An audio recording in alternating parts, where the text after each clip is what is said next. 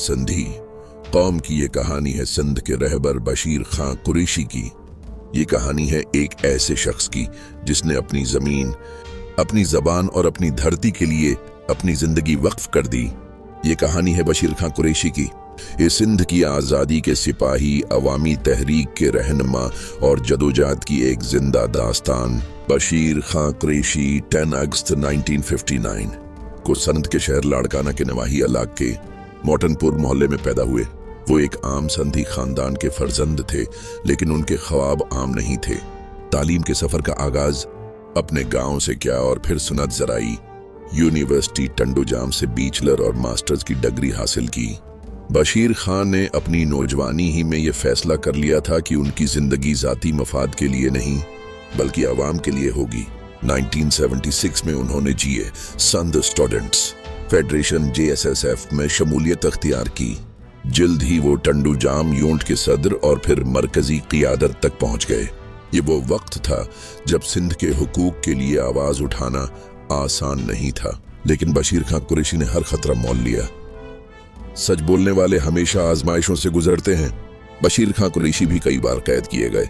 1988, 1994 और 1999 में वो कई माह जेलों में रहे, तशद्दुद सहते रहे, लेकिन अपने मौक़िफ़ से एक कदम पीछे न हटे।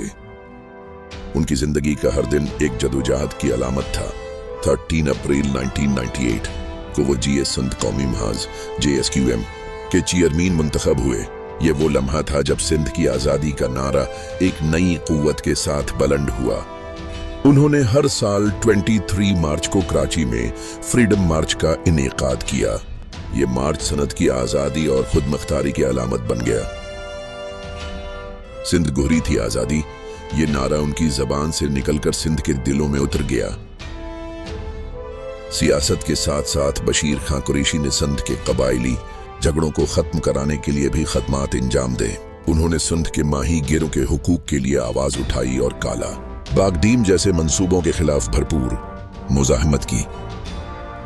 उनकी सियासत सिर्फ इक़्तिदार के लिए नहीं बल्कि आवाम की खिदमत के लिए थी। 7 अप्रैल 2012 की रात बशीर खां कुरैशी अचानक इंतकाल कर गए। रिपोर्ट्स के मुताबिक उनके खून में जहरीले केमिकल की मकदार पाई गई, लेकिन आज तक उनकी मौत के असल हक़ाइक़ सामने ना आ सके। वो दुनिया से रुखसत हो गए, लेकिन उनकी आवाज और उनका ख्वाब आज भी जिंदा है। बशीर खां कुरैशी का मिशन सिर्फ सिंध के लिए नहीं था बल्कि इंसाफ, खुद मुख्तारी और हुर्रियत के लिए था। इनका नाम आज भी नौजवानों के लिए हिम्मत और कुर्बानी की अलामत है। वो कह गए कि जिंदगी इज्जत के साथ गुजारनी है या फिर कुर्बान कर देनी है। शहीद बशीर खां कुरैशी चले गए, मगर उनके ख्वाब, उनकी जदोजहद और उनकी कुर्बानियां आज भी हमारी रहनुमाई करती हैं। ये कहानी सिर्फ एक शख्स की नहीं, ये कहानी है एक धरती की, एक कौम की जो आज भी आज़ादी का ख्वाब देख रही है। लेकिन अब शायद आज़ादी मुश्किल ही नहीं, नामुमकिन हो चुकी है, क्योंकि आज़ादी संधियों का बुनियादी हक है, लेकिन उस हक से हमेशा महरूम किया गया। जो भी आवाज उठाता है वो या तो मार दिया जाता है या फिर गायब किया जाता है। अब शायद आज़ादी नामुमकिन है और अब संधियों का मुकद्दर में सिर्फ गुलामी है। बशीर खां जैसे लाखों में एक पैदा होते हैं। बशीर खां की अजमत को लाखों सलाम।